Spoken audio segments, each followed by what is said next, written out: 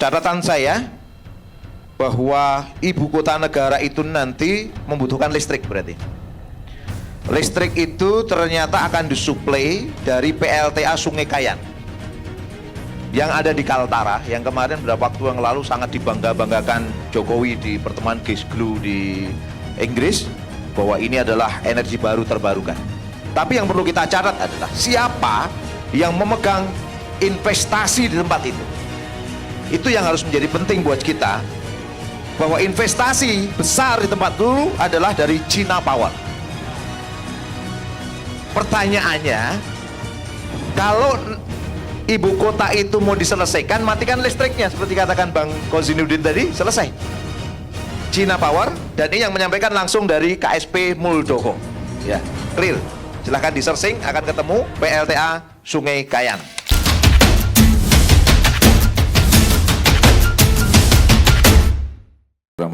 Assalamualaikum warahmatullahi wabarakatuh. Waalaikumsalam warahmatullahi wabarakatuh. Alhamdulillahirabbil alamin. Segala puji hanyalah untuk Allah seluruh sekalian alam. Asyhadu an la ilaha illallah wa asyhadu anna Muhammadan abduhu wa rasuluh. Allahumma shalli wa sallim wa barik ala Muhammad wa ala ali Muhammad. 98 syariah tak? Iya. Oh, ada yang sekuler juga ya? Iya, ada yang sekuler. Ada yang sekuler, ada yang oligarki. Nah. Baik, teman-teman sekalian, sahabat-sahabat sekalian, dan para pemirsa di berbagai tempat, di berapa channel tadi, Bang Riki? 30 channel lebih, ya, insyaallah.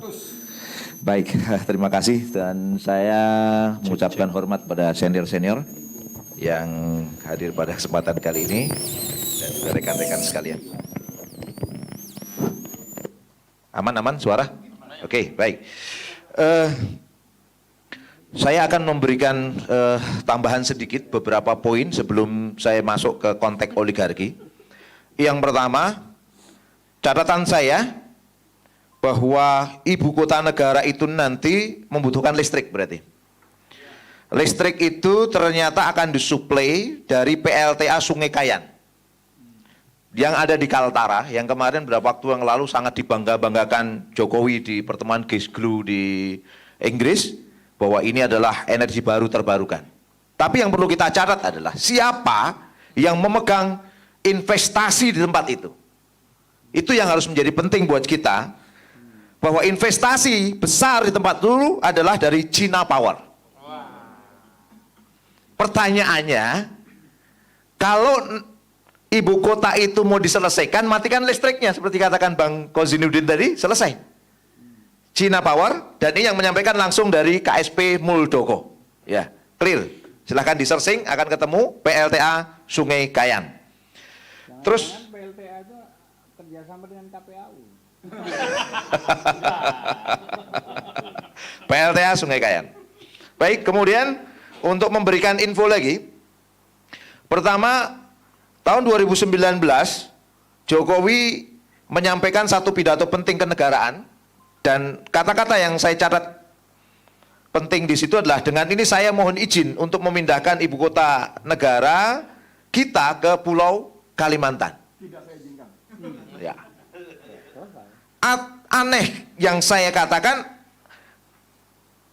konteks apa yang menyebabkan Jokowi kemudian mengatakan demikian? Apa landasannya mengatakan demikian? Apakah telah ada persetujuan antara eksekutif dan yudikatif untuk memindahkan ibu kota ke Kalimantan? Tidak ada. Ini juga pelanggaran hukum, Bang. Nambah-nambah hukum sama sampean ini ya. Nanti perlu dikuatkan lagi, saya pikir. Kita bikin laporan lagi. Ya, begitu. Ini pelanggaran hukum berikutnya. Kemudian alasan-alasan yang disampaikan Pak Jokowi. Satu, alasan bencana yang sering menerpa Jakarta. Pertanyaannya, Jakarta sering banjir. Di sana sering banjir nggak? Sering banjir juga. Maksudnya pindah banjirnya di sana. Pindah banjirnya di sana, itu kan. Kemudian yang kedua, pemerataan pembangunan. Ini yang menarik. Data yang saya tulis langsung dari Indef, yang disampaikan langsung oleh Rizal Taufikur Rahman, Head of Center of Macroeconomic and Finance Indef. Dikatakan bahwa ada yang mengatakan bahwa waktu itu kenapa harus pindah ibu kota, karena Jawa itu lebih banyak mendapatkan PDB, sementara di sana lebih rendah. Ya, pemerataan apa yang akan dicapai di sana? Hasil penelitian dari Rizal Taufikur Rahman disampaikan di situ oleh Indef bahwa pemindahan ibu kota ke Kalimantan itu dalam jangka pendek hanya akan meningkatkan pendapatan sekitar 0,02% dalam jangka pendek. Jangka panjangnya 0,00%, nggak ada perubahan sama sekali. Terus kemudian untuk Kalimantan Timur itu di data yang sampaikan Rizal Taufikur Rahman Indef, untuk khusus Kalimantan Timur itu paling hanya meningkatkan pendapatan sekitar 6,83% saja. Untuk jangka panjangnya hanya 4,58%. Nggak jauh beda. Cukup dengan membangun sarana prasarana pendidikan sana aja sudah cukup meningkatkan apa yang ada percepatan pembangunan yang ada di tempat itu. Ini yang menarik untuk kita baca. Kemudian alasan berikutnya, ketersediaan lahan. Nah, ini yang menarik.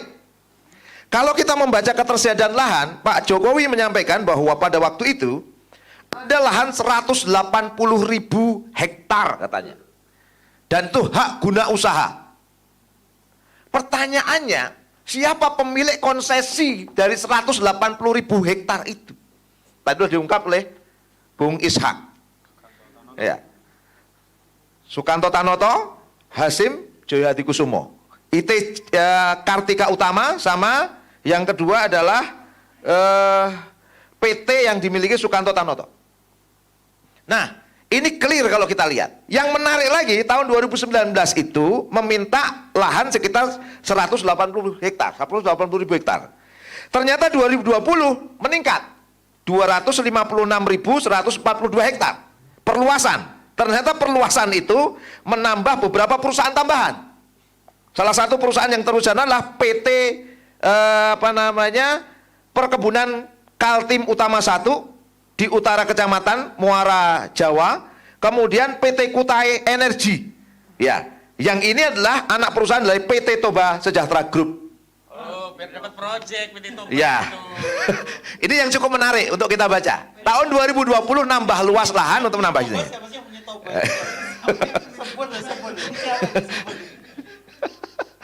Oke, teman-teman bisa membaca masing-masing lah konteks ini ya. Nah, berarti lahan-lahan di tempat itu ada kurang lebih 144 izin usaha pertambangan dan selebihnya adalah izin usaha terkait dengan perkebunan, kehutanan, kemudian terkait dengan perkebunan kelapa sawit. Nah, konsesi-konsesi ini kan milik mereka HGU. Berapa waktu yang lalu Mata Najwa mewawancarai Isra Nur, Gubernur Kalimantan Timur. Dikatakan, oh mereka suruh pergi saja nanti. Oh mereka juga punya cinta tanah air. Saya katakan bahwa swasta itu bicaranya cuan. Sekarang mereka suruh pindah dari HGU itu, balasannya apa? Pastinya begitu dong. Makanya muncul spekulasi bahwa itu nanti akan diganti dengan gedung-gedung yang ditinggal setelah dari Jakarta, misalnya. Atau digantikan dengan izin-izin usaha di tempat-tempat yang lainnya. Artinya ini kembali oligarki lagi yang bermain di konsesi ini. Ya. Kemudian kalau kita membaca lagi, Jokowi menyampaikan bahwa mendapat dukungan penuh dari masyarakat lokal di sana. Ini sangat mengerikan sekali. Hampir undang-undang ini, rancangan undang-undang IKN ini kurang sekali partisipasi masyarakat. Konsultasi publiknya sangat lemah sekali. Seberapa banyak orang-orang terdampak, masyarakat terdampak yang diajak bicara? Nelayan, petani, pekebun. Apakah sudah banyak yang diajak bicara tentang ini? Nelayan-nelayan yang di Teluk Balikpapan. Itu sekian banyak orang. Terus kemudian para penggiat-penggiat alam. Apakah sudah diajak bicara? Hampir sangat sedikit sekali. Bagaimana mungkin dari tanggal berapa berarti ya? Surpres itu masuk itu tanggal 29 September 2021. Terus sekarang berapa banyak yang tahu tentang hal ini? Seberapa banyak melakukan konsultasi publik? Konsultasi publik ke kampus-kampus. Masyarakat petani aja di kampung-kampung datangnya ke kampus-kampus. Buru-buru bisa mendapatkan pandangan-pandangan dari mereka. Sementara mereka yang akan mendapatkan dampak dari ini semua. Salah satu dampak yang akan muncul adalah banjir itu tadi. Kenapa banjir? Sederhana saja. Saya ingin menggambarkan begini. Kita tahu bahwa lahan 180.000 hektar itu sebelumnya adalah hutan tanaman industri dan juga hak pengelolaan hutan, HPH. HPH sudah membabat semua hutan, digantikan dengan hutan tanaman industri. Artinya wilayah itu sudah tidak mampu secara maksimal menjadi catchment area. Catchment area itu berarti kalau hujan turun bisa nyerap. Apalagi ditambah tanahnya tanah batu bara, tanah liat, tanah lempung, tanah berpasir, sulit untuk menyerap. Sudahlah pohonnya berkurang, sudahlah kemudian diganti hutan tanaman yang serepannya kurang, itu sudah menyebabkan banjir hari ini. Belum ada ibu kota baru loh ya. Belum ada ibu kota baru sudah banjir. Gimana nanti kalau muncul ibu kota baru? Tentu banjir akan semakin mengulang. Ini yang sangat mengerikan sekali kalau kita baca dari sini. Nah, oleh karena itu, kalau kita baca konteks ini, maka siapa yang akan diuntungkan dari konteks ini? Pertanyaannya. Konsesi yang miliki hak guna usaha siapa? Kemudian yang kedua, proyek-proyek.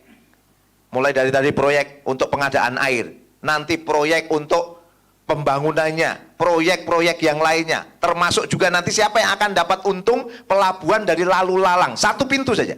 Satu pintu untuk melewati, untuk lewat sampai ke calon ibu kota baru itu, satu pintu saja, yaitu melewati apa yang disebut dengan Teluk Balikpapan. Dan yang punya pelabuhan itu hanya dua tadi saja. Grupnya Hasim, grupnya Tanoto. Terus siapa sing untung kira-kira dapat pelabuhan yang enak gitu? Lalu lalang. Dia yang kuasai di situ. Ini yang cukup menarik untuk kita baca. Oke, kemudian kalau kita lanjut diskusi kita, selain proyek-proyek yang semakin ditambah, itu nanti juga muncul penunggang-penunggang gelap, saya mengatakan. Kenapa? Bayangkan, ibu kota baru tetapi memiliki 10 bagian-bagian yang di situ itu saya menganggap terlalu beban buat ibu kota baru. Ada smart city, ada kemudian wilayah agroindustri, ada wilayah lagi untuk industri energi baru terbarukan, motor listrik akan ada di situ. Terus kemudian nanti ada wilayah-wilayah yang isinya ada 10 area. Ibu kota yang jumlahnya hanya sekian hektar dibebani dengan 10 beban. Sekarang pertanyaannya, siapa yang meminta 10 tadi itu? Ini yang saya katakan kemungkinan ada penunggang-penunggang gelap. Tentu penunggang gelap bukan Rizky Awal, bukan Bang Edi. Tetapi penunggang gelap ini sangat besar kemungkinan adalah oligarki. Oke. Kemudian yang keempat itu adalah terkait dengan pendanaan.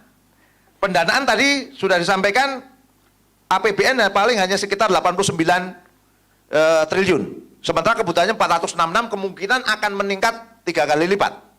Pertanyaan, dari mana itu nanti akan diambil? Skema yang dibangun sekarang ini adalah skema namanya KPBU. Ya, ini yang menjadi pertanyaan banyak kalangan ini. Ya, kerjasama antara pemerintah dan badan usaha.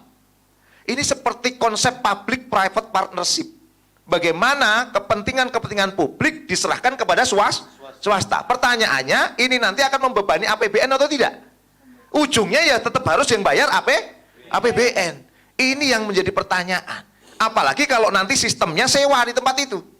Bayangkan, pemerintah harus sewa gedung di tempat itu, sewa tempat di tempat itu. Di mana kedaulatan kita, kalau kita katakan tadi itu. Nah, inilah sistem oligarki.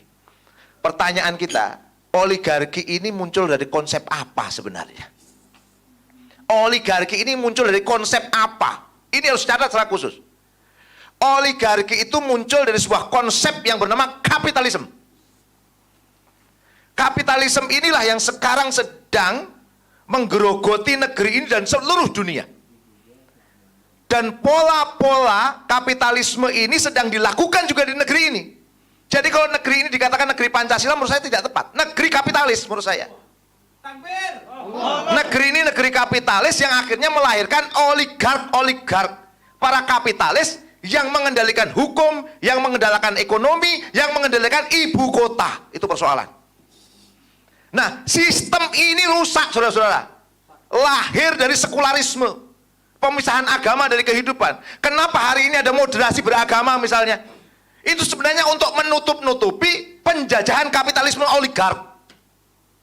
Jadi saya katakan, moderasi beragama itu sekuler. Saya katakan, sekali lagi apa? Moderasi beragama itu apa? Sekuler. Untuk menutupi apa? Penjajahan kapitalisme oligark, saudara-saudara. Takbir. Apa yang saya katakan? Ganti rezim, ganti sistem. Apa sekali lagi saudara-saudara kalian? Ganti rezim, ganti sistem. Kesempatan yang baik ini, saya aktivis 98 yang sangat senang dengan syariah, saya tawarkan syariah Islam untuk negeri ini lebih baik. Takbir. Wassalamualaikum warahmatullahi wabarakatuh.